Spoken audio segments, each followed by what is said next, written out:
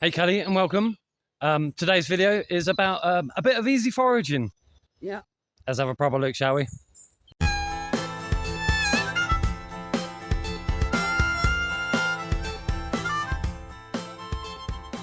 So babe, what are we getting today? Well, we're going to go for a few things, but one thing that is going to definitely be had, Ramsons. I don't know if you can make them out, but they're literally everywhere. Look at that. Cool, so we got Ramsons first on the list. Yep. Ramsons are probably one of your easiest, but you could also be mistaken for something else. Stay tuned and we'll show you how to identify them and the lookalikes too. So one of the main ones that a Ramson can get cross-identified with, or, you know, the wrong one, the most dangerous one is the lords and ladies. Now, again, that can also be confused with sorrel sometimes as well. To give you an idea, this is a very young lords and ladies leaf. This is a Ramson leaf. The best way to tell the difference is if you crush this, it's not going to smell of garlic. If you crush that, it's definitely going to smell of garlic. But can you see it all growing in situ with all of that all there as well, isn't it? Yeah, so one thing that we always advocate for is just don't go in and grab bunches of stuff. Pick individually, because it's really easy to accidentally get something caught in your little bunch that you're not paying attention to. Later on, you chuck that in your meal. Yeah. Not a good idea. So I always say, if you're going to go foraging, when you found the one that you're looking for, make sure you pick the leaves independently. Don't just grab and go, you know. Another good one just here. It's Cleavers, Sticky Willy, or whatever you want to call them. They're really good. They will help with menstrual things and stuff like that. They're great for salad. And the reason I can eat it roadside is because I know there's no dogs peeing on them, or humans for that matter.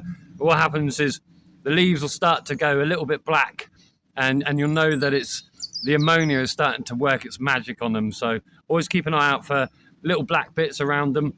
These are really good, and your pets can eat them too. You'll notice some days that your dog may go into the garden and start eating cleavers. It's because they're packed full of so much nutrients. The dogs and cats will typically eat them because they're lacking somewhat in their diet. So if your dogs or cats are eating these sorts of things, have a look at their dietary requirements and what you could do to help facilitate that. These are safe for them. Just chop them up, put them in their meal. You know, double whammy then, isn't it? Another good one. They're great for us, great for dog, and really easy to identify. The most key identifying feature, they stick to you like shit. Yeah, you're a winner every time. By far, one of my favourite edibles is garlic mustard. It's got such a great flavour that I can't really find anywhere else unless I combine both garlic and mustard. But this little one here provides both. Now, once it's flowered, these leaves can start to get a bit bitter. So ideally, if you want to use it in a salad, do it before it flowers. But the flowers are edible too. So just chuck those in if you're really interested in that. When it's flowered, I would say it's probably better for chucking it in at the end of a meal. So because the leaves will wilt really quickly. They're quite fine leaves. But if you chuck it in towards the end of a meal, So well, like, treat them like a bit of a spinach sort of thing then, yeah? a bit like that, yeah, so that they'll wilt right at the end, and it'll add a really nice pungent, garlicky, mustardy sort of flavour to your dish. Great with pork. And this is what I've tried to say over the last couple of years. All of this sort of stuff and food, they're just here, just on this one little side road. And that's all it takes. And there's a plethora of different food around, different medicinals and herbals and things like that, literally just in this 20 metre stretch. It's fantastic. I mean, if you know what you're looking for, and hopefully you watch our other videos, we show you how to identify them. Always do your own research, and you'll be laughing. You'll be well away. We could eat for days just off of this one little track here. It is actually impossible to starve in the UK if you know what you're looking for. Yeah. I would say you're not going to gain weight, and you know you won't thrive so much if you're just surviving on forageables alone. But one thing that you will do is stay alive, because the abundance is everywhere. Yeah. You know, you'll survive. That's the thing, you'll survive. Survival is one of the key elements. You won't thrive unless you're homesteading and you've got a lot of land that you can literally eat off of, graze And daily. able to hunt. And able to hunt, yeah. And that's where the shops have got the monopoly, isn't it? They supply the meat, the landowners stop the hunting and hunt for themselves. The very rich and affluent pay, they do pay a pretty penny to go out Oh, hunting. yeah, we looked into it, yeah. Yeah. Put it this way, you'd be better off going to the supermarket than going hunting, the amount of money it costs. Yeah, it's about 1,200 quid, I think, 1,100 quid to go on a hunt and a shoot. Like we've always said, we supplement with the shop and then supplement with the wild edibles as well. Yeah. Anyway, let's see what else we can find. Yeah.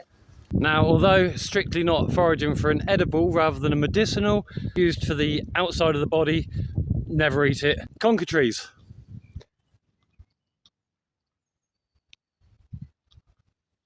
Conker trees are great, especially there's a lot of hype at the moment with brands out there trying to supply compression stockings for different sorts of people, especially neurodivergent people that may have a problem with the tightness and the restricting values that compression stockings bring. Well, the good thing about conker trees is once you break down the leaves and you make them into a pasty sort of pulp, a salve, and anything like that, you can apply them to your legs topically, and they basically, when it dries, it acts as a compression stocking. It helps to promote that healthy blood flow around your body and stop it pitting in the bottoms of your legs if you're anyone like me. It's another really good one.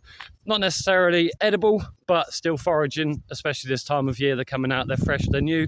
And when the conkers come out, like you've seen, check out that video up there for the Forest Laundrette and see how we use conkers. Japanese knotweed, one of the tastiest edibles out there, really. And I know it's an invasive species, so you do have to be very careful if foraging for this. I would say if you're going to forage for it, don't discard any of it. If you're going to discard it, do it in food waste bins, for example. Don't throw it away, don't throw it around, because each little bit of this that comes off can reroot, and it's a very invasive species. In fact, it's against the law to spread it or plant it. However, to eat this stuff, the best way to do it is to either snap off at the top and you wait until you get that snappy bit. Now this one's a bit past it because it's a bit old. But if you go to, like, for example, this shoot here, that's ideal.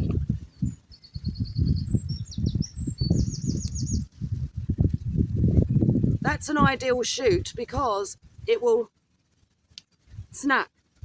If it bends, it's too ropey. It means it's going to be too, fibrous. So you won't want those. But this can be cooked very much the same as rhubarb. In fact, it has a very similar flavour, except it's more lemony than rhubarb. But anything you can do with rhubarb, you can do with this stuff. It goes really well with fish and white meats. So pork, chicken, that sort of thing. Really lovely with it. In fact, if you make like a compote, a little sauce of it, yeah, it's beautiful. Or just chuck it in a dish. Like if we're doing chicken in a pot, I'll just chuck some of that in with it. Lovely. Obviously, it is the right time of year for this beautiful hedgerow. What is it? Hawthorn. Hawthorn, especially in spring, is fantastic to get that nutrition inside you. Those new growths, let me show you.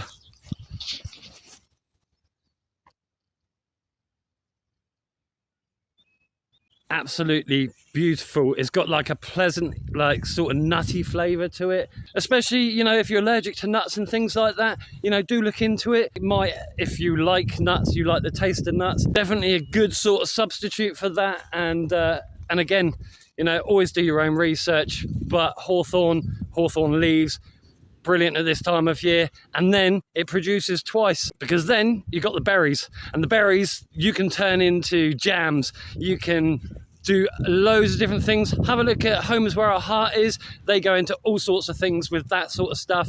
Fantastic couple.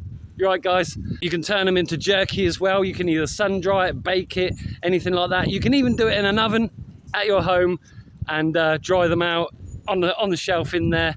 Low heat, medium heat. Just keep the door open slightly.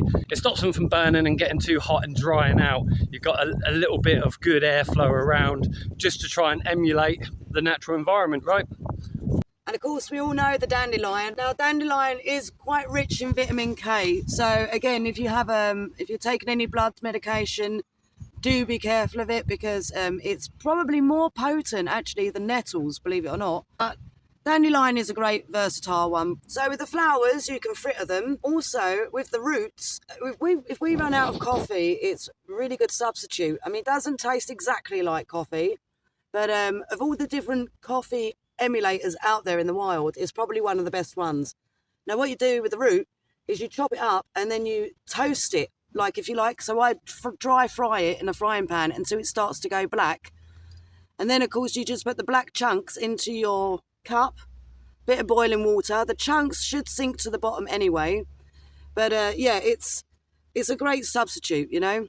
We don't tend to have it with milk because it tastes better without it. Another little favourite of mine, mouse ear. They're just so cute. They're awesome. They go well in salads, just to help bulk out a salad. You can eat them raw, eat them cooked, whatever you want to do with them. But yeah, bit of mouse ear. They're your like tiny little flowers that just grow on the side of the road. Why not? Why not? Obviously, I'm walking here now, and this here is a bit of dog rose. It's going to come out soon. Those berries, like we've said, especially when it gets into the autumn months, perfect. So much. There's so much stuff on the side of the road, so much stuff that you walk past daily. And in a 20 to 30 metre stretch, you're going to be able to eat really well. And the amount of vitamins, the amount of goodness that you're putting inside the body is next to nothing. If you went to Holland and Barrett, it's going to cost you a lot of money to get the sort of vitamins that you get from all of this just on the side of the road. And obviously this isn't a heavily used road. It's a nice, quiet country road. So there's not going to be so much carbon and things like that. But as we know, plants thrive. They grow so big roadside if you can navigate around a bit of fumes. But, you know, always just be careful, be safe, and know your limits. If you don't think that you can stomach it, then don't. Go further inland, or go further inland from a road, as it were, and pick to your heart's content sort of thing. They're fantastic. And like with these as well, I've just found here, it might look like foxglove, and that is one of the dangers of this stuff. It looks like foxglove until it starts to flower. Primrose. Do the research. Obviously, there's different evening primroses and stuff like that. But yeah, another good one, especially for teas and stuff like that. Very sweet, very lovely. Another really fantastic one, yellow archangel. And you can tell by the underneath, you know, these are brilliant. Traditionally used for liver problems to help try and heal liver issues and stuff like that. So might be a good thing to drink after a heavy night out. It's a new one for you. We've not gone over this one before. Traditionally, liver issues can be used in salads, soups, stews, all those sorts of things as well. Stir fries. Stir fries too, yeah. And the guides tend to say that it tastes nutty, but I disagree with that. It tastes like radish. It's got a very radish flavour. I love it, and it's great with the salad. Yeah. Anyway, Callie, get out. It's springtime. Get out, forage away, do your own research, and all that jazz. It's the best time of year for it. And as a starter forager, it's like you said, bedtime, because they're all flowering. And one of the key ways to identify most forageables is by the flowers. So get your guides, get out there, and see what you can find. Anyway, until next time, eh? Happy hopping.